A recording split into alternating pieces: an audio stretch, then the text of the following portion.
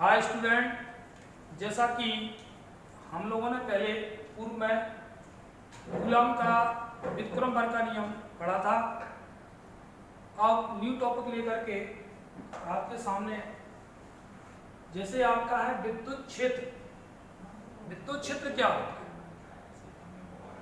तो मान लो आपके पास में स्पेस में या निर्वात वायु में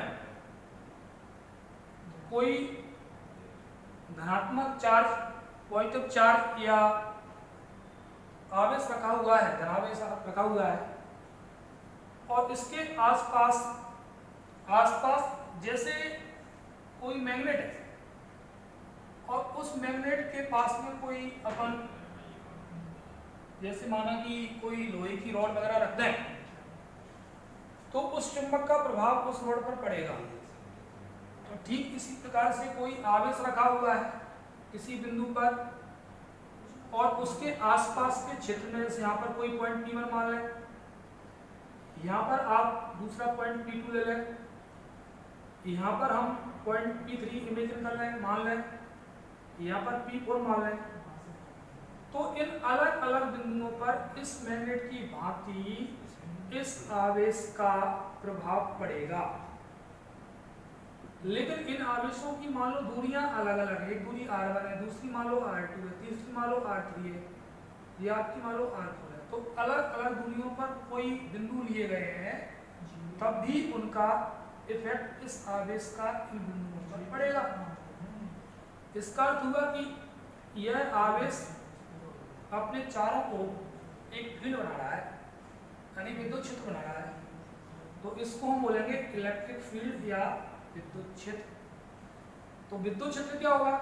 जी, आप यहाँ पर आपका कोई आवेश है, तो किसी आवेश के आसपास का ऐसा क्षेत्र या किसी आवेश के चारों ओर का वह क्षेत्र जहां तक उसका प्रभाव पड़ता है, उसका विद्युत क्षेत्र कहलाता है।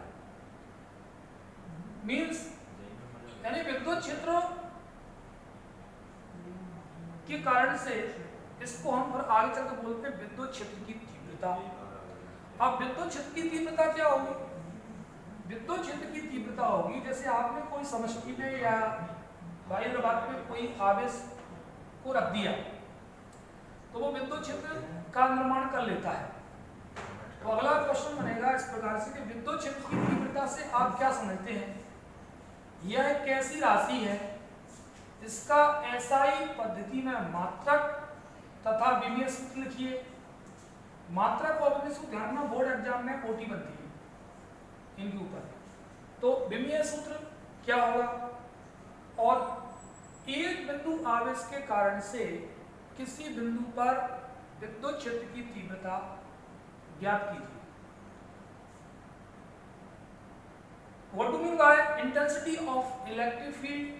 Write down SI units and dimensional formula and derive an expression for the intensity of electric field due to a point charge. इस प्रकार से आपका एक कंप्लीट क्वेश्चन इन दोनों टॉपिकों पे मिलेगा। अब विद्युत क्षेत्र क्या होगा? जैसे मैंने बोला था, कोई पॉइंट है, उस पर हमने कोई पॉजिटिव चार्ज रख दिया है, तो वो अपने आसपास विद्युत क्षेत्र बनाएगा। माना कि इससे r दूरी पर हमने कोई बिंदु P ले लिया और इस बिंदु P पर हमने एक परीक्षण आवेश रखा है। इस Q0 को या Q0 को हम बोलते हैं परीक्षण आवेश। इसका परिमाण, इसकी वैल्यू, इसका मैग्नीट्यूड बहुत कम होता है, यानी कि Q0 +1 होता है। इसलिए हम इसको परीक्षण आवेश या एकांक आवेश बोलते हैं। परीक्षण आवेश क्या होता है? यह केवल टेस्ट है। जिस प्रकार से आप कोई वायर में लाइट वगैरह चेक करते हैं तो आपको टेस्ट की आवश्यकता पड़ती है। तो ऐसे विद्युत क्षेत्र बन रहा है कि नहीं, तो उसके आसपास आपको एक टेस्ट चार्ज Q0 रखना पड़ेगा। इसकी वैल्यू +1 होती है। इसको हम परीक्षण आवेश या एकांक आवेश के नाम से जानते हैं। इसकी वैल्यू बहुत कम होती है, लो मैग्नीट्यूड का यह आवेश होता है। इसकी उपस्थिति से जो मूल विद्युत क्षेत्र की तीव्रता है उस पर कोई प्रभाव या इफेक्ट नहीं पड़ता।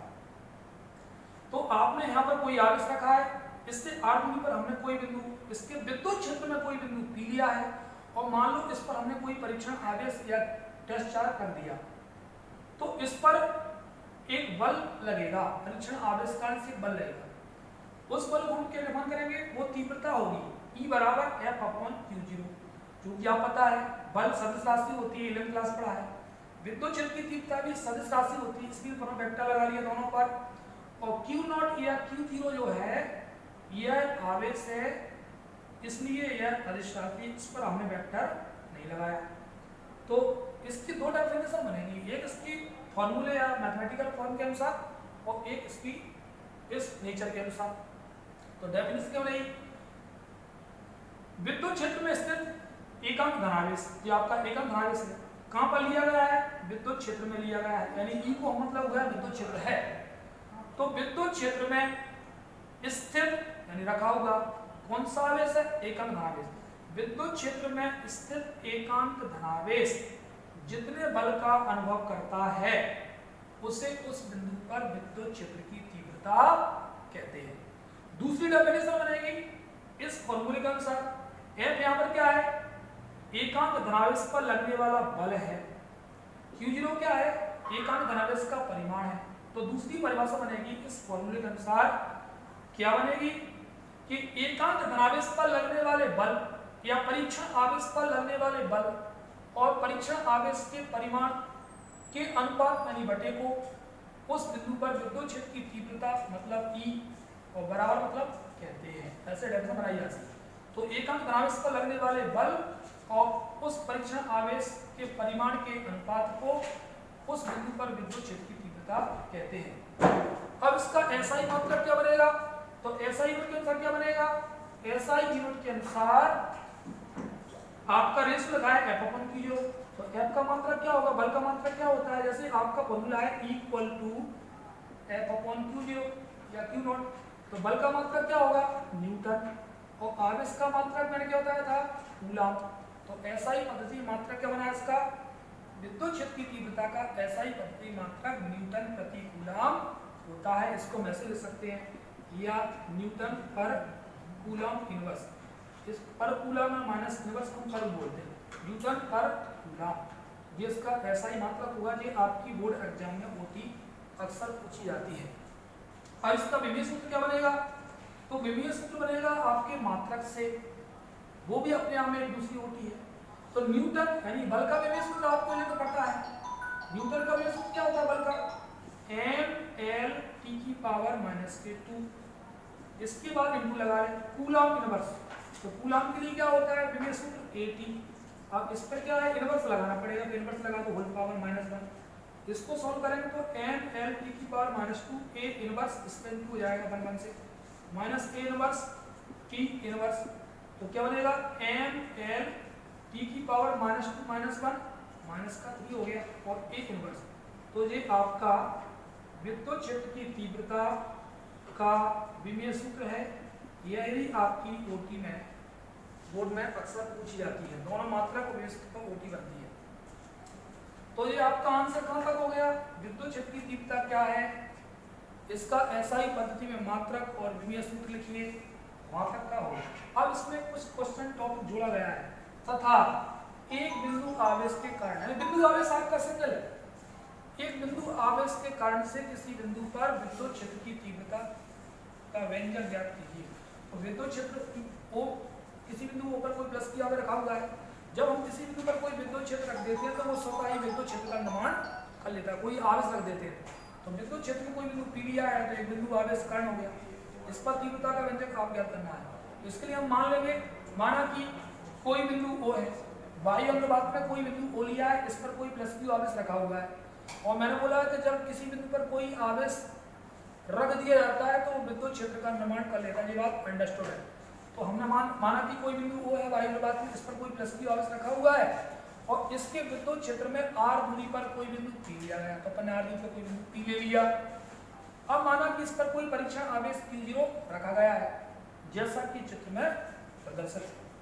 अब कूलम 2.4 होगा यहाँ पर, जैसे अपने कूलम में पढ़ा था, एक बिंदु आवेश, एक बिंदु पर Q1 चार्ज है, दूसरा Q2 ली दूरी आ ली थी, तो यहाँ पर मतलब वही है, यहाँ पर Q1 की जगह Q लिया गया है, Q की जगह Q0 लिया गया है। तो हमने क्या माना है, तब कूलाम का व्युत्क्रमण का नियम लगेगा। तो कूलाम का व्युत्क्रमण का नियम क्या होता है, Coulomb inverse square of F equal to 1/4 pi epsilon 0 या not epsilon into Q Q0 upon R square, समीकरण नंबर 1 मान लिया। अब हमको पता है कि विद्युत क्षेत्र की तीव्रता की डायरेक्शन क्या होती है, mathematical equal to F upon Q0 होता है। अब यदि इसके विद्युत क्षेत्र में किसी बिंदु पर कोई परीक्षण आवेश Q0 मान लिया जाए, तो इस पर लगने वाला बल F होगा, तब विद्युत क्षेत्र की तीव्रता से बिंदु P पर विद्युत क्षेत्र की तीव्रता E equal to F upon Q0 होगा। इसको हमने क्रॉस मल्टीप्लिकेशन किया तो F equal to Q0 E आ जाएगा। इक्वेशन नंबर आपका जो सेकंड है, जो आपका फर्स्ट है, दोनों की हम कंपेयर करेंगे, तुलना करेंगे, तो समीकरण 1 और 2 से आपका इस प्रकार से आ जाएगा, Q0 इसके अपॉन में आगे कैंसिल हो जाएगा, तो E equal to 1/4 pi epsilon 0 into Q upon R square हो जाएगा। बट यहाँ पर न्यूटन प्रति कूलम तीव्रता का मात्रक होता है, यूनिट होता है, जो हमको पहले से पता है, इस मात्रक को लिखा जाएगा। तो ये आपका इस इक्वेशन नंबर थर्ड या रिलेशन थर्ड आया है, वो एक बिंदु आवेश के कारण किसी बिंदु का तीव्रता का व्यंजक है।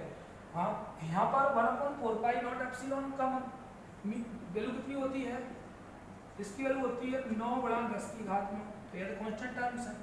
Q भी आपका क्या कांस्टेंट टर्म्स है, इसलिए इसको को हम कांस्टेंट मान लिया जाए, तो इसका क्या बनेगा, E inversely proportional to R square.